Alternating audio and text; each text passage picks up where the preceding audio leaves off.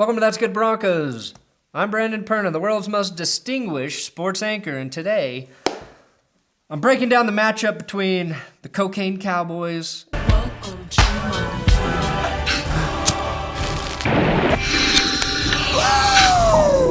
the horses from The Godfather, or Godless. Basically, any show or movie with the title God in its name where they kill a horse, symbolic of the dying Bronco. Oh yeah, I gotta give a big shout out to Kinzo's Customs on Twitter, at Clinzotti. He made me this custom handmade, hand-painted Von Miller little action figure. He does a ton of these. If you don't follow him on Twitter, you should. Super talented, very cool. Kinzo's Customs. Dolphins versus Broncos in a disastrous season for both organizations. Do it.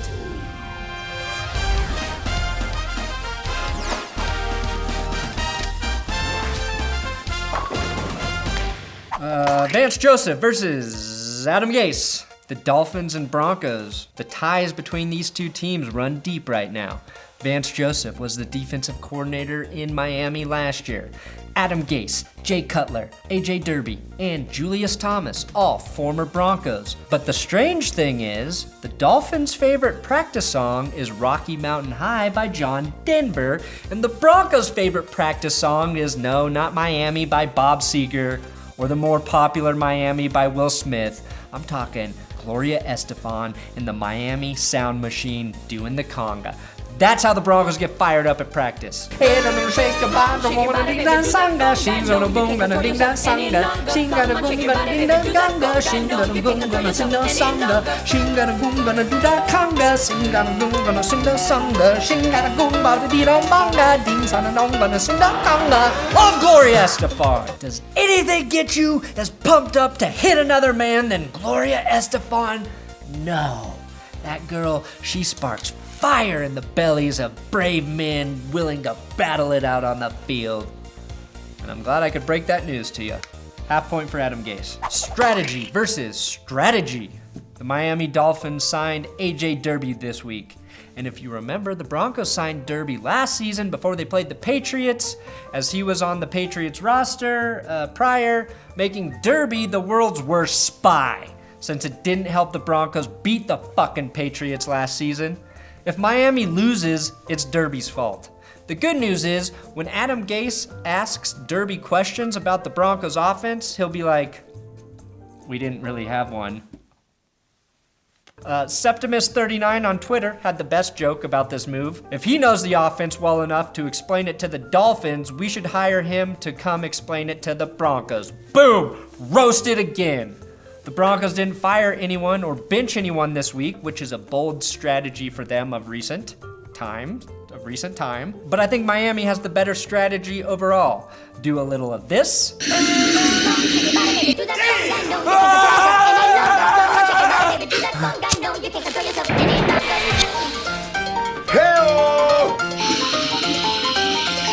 Trade our best running back to the best team in the NFL so they can beat the Patriots in the Super Bowl. Smart move, Miami, and I actually thank you for giving the Eagles Jay Ajayi. Half point for the Dolphins. Illusion versus illusion, or delusion versus delusion. The biggest illusion we all fell for this year was that Bill Musgrave could work his magic with Paxton Lynch, when in fact it wasn't even his decision to start Lynch, as revealed by Rich Gannon during the last game. You know, I think if you really asked the coaching staff, and Bill Musgrave in particular, Kevin, who's calling the plays today, what his preference would be, it would be Trevor Siemian. And it was not Musgrave's decision to start him, correct? It was not his decision, according to Bill Musgrave. I asked him, were you intimately involved in that decision? He said, that was above my pay grade. And if anyone knows what QB should be starting, it would be Musgrave, who up until a week ago was the fucking quarterback's coach. My honest question here is, why would we think the QBs would play better with the QB coach calling the plays instead of Mike McCoy? Isn't it Musgrave's fault all three quarterbacks have looked worse this season? Actually, probably not. I do believe we will get a better look at how he would actually like to call the offense this week with the quarterback who can run more than 6 plays. Jay Cutler, when asked about what he thinks when he looks back at his time as a Bronco here in Denver, he responded by saying, I don't right now. You know what? Fuck you, Jay Cutler. You're easy to make fun of because the term resting bitch face was invented after your first NFL press conference. This is why nobody respects, likes, or even fears you as a quarterback, Cutler. You couldn't even fake it. Like, say, oh yeah, I was grateful Mike Shanahan drafted me. Or you could have said, I had fun hating on Phillip Rivers. The green chili in Denver was pretty good. Or I enjoyed all the free blowjobs I got from the lovely men of Denver. Anything to reflect on your time here accurately. How did Cutler follow up the quote? It's been so long that I think a lot of those memories and feelings have subsided a lot, so it's kind of just another team. Oh, okay, well, I can't even remember what I fucking talked about last week on this show, so I'll give Cutler a pass. I'll give Cutler and his rectal face a pass. So, bigger illusion, Miami or Denver, in believing they were going to have QB success this year? Tie. If you want to keep this channel alive, please consider donating to my Patreon account. It's a monthly donation, like Netflix. You can do as little as $1 or as much as $1,000 million per month. This week, I gotta give big dick shout outs to Lindsay Mayores and Jordan Bishop. Your support on Patreon is the future of this channel. That's how I'm going to survive moving forward. So I appreciate everyone's support. And yes, I gotta keep asking until you make me rich. Help me get rich so I can let you down. That's the American dream. Get rich. Fuck the people who got you there. That's not the part I was supposed to. Oh shit. Now before I continue with the matchups, I gotta give the Iron Cock Award. And it's gonna go to Derek Wolfe. Man, Iron Cock Award. He won't be playing due to a neck injury, but this week was pretty revealing about how tough he is. In case you didn't already know, he injured his neck on the first play during the Bengals game. So he's played through 2 games with a fucked up neck that has given him numbness in his face, quad, and hand. Jay Cutler was like, big deal, my face has been numb since I was born. I was the only baby to be born 4 months late with a face that didn't fully develop. Wolf's quote from 104.3 The Fan was, I got hit like right on the back of the head on the first play and my arm went numb on the first play against the Bengals and I was like, whatever, I'm going to keep going. If my fucking arm went numb, I would have been like, hey coach, check please, I'm done with this shit, out. Give me my money. I'm retiring, fucker. Sorry, I'm just angry about getting hurt. I didn't mean to call you a fucker. But I am amazed he played through 2 weeks of this, and that's why he gets the Iron Cock Award, which honestly probably makes Derek Wolfe feel a little better. Injuries versus injuries. Dolphins win here. The Broncos have too many key guys out. Derek Wolfe, who I just mentioned. Pecco is out. Shelby Harris banged up, which means that D-line is thinner than the tax cuts we'll actually be getting. Stick to sports, pussy. Ron Leary out, so rest in peace, Trevor Siemian. Paxton Lynch, honestly, is fucking lucky he got hurt last week, because the one good part of that Dolphins team is the defensive line. With Ronald Leary out, who the hell is going to block Ndamukong Suh and Cameron Wake on that right side? Connor McGovern getting his first start at right guard, or Donald Stevenson? Trevor, if I were you, I would fake an injury early and feed Brock to the Dolphins, the wolves of the ocean. Half point here for the Dolphins and their injury advantage. Okay, finally, some real matchup shit. Broncos offense versus Dolphins defense. How can the Broncos win? Unfortunately, it's with the passing game and the running game.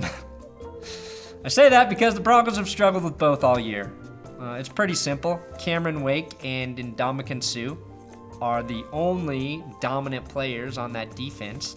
The Dolphins secondary is bad, and their linebackers are bad, so if C.J. Anderson and Devontae Booker or Jamal Charles can get to that second level, they can break that first plane, they might have big days. Emmanuel Sanders and Demaryius Thomas should easily outplay the Dolphins' defensive backs, who have the coolest names in the NFL. Xavier Howard and Cordrea Tankersley.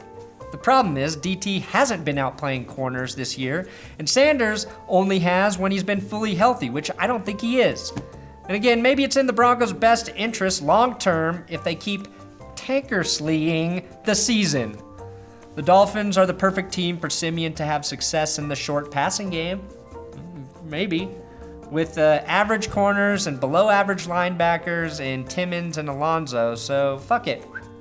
Quarter-point advantage here because if Siemian just dinks and dunks, Broncos might have a chance. And I stand by that because earlier this week on Instagram, Emmanuel Sanders made a cryptic post saying, "You'll miss me when I'm gone," and then deleted it. Yeah, we might miss you a little bit, Emmanuel, especially because I bet you go to New England, where for some fucking reason you will be happy to play in the slot. So expect Sanders to play well as he auditions for a new team. Dolphins offense versus Broncos defense. It is fun to shit on Jay Cutler, and it's easy. Maybe not even totally fair, but easy. If we're being honest, his offensive line is worse than the Broncos, and that includes the Ronald Leary injury. Right now, their highest rated player is tackle Sam Young with the 67.3 on Pro Football Focus. See all that red? That is bad. And we know Julius Thomas ain't fucking helping block from the tight end position. Not having Aqib Talib in the lineup is a huge disadvantage for the Broncos, compounded by all of their other injuries. I think as long as Chris Harris can shut down Jarvis Landry and Brendan Langley can play better, I kind of like the Broncos defense over the Dolphins offense. People were pretty hard on Langley this week, but he's a rookie who's played very little and wasn't expecting to start. I believe with the full week of practice, we should get a better gauge on where he's at in his development. My prediction is Shaq Barrett makes another tremendous play that is squandered by the offense on the next series. I call this a wash because I don't know how effective the Broncos defensive line will be. So based on a bunch of arbitrary, nonsensical matchups in this episode, the Dolphins have a heavy advantage. I expect this game to look like the Broncos versus Bengals game, close, possibly entertaining, and I'd love to see a Broncos win, but I also won't be mad at a loss. So I've predicted a Broncos win, I predicted Broncos losses, I predicted Broncos ties. None of them have helped. So this week, to change it up, I predict that the Denver Broncos get a...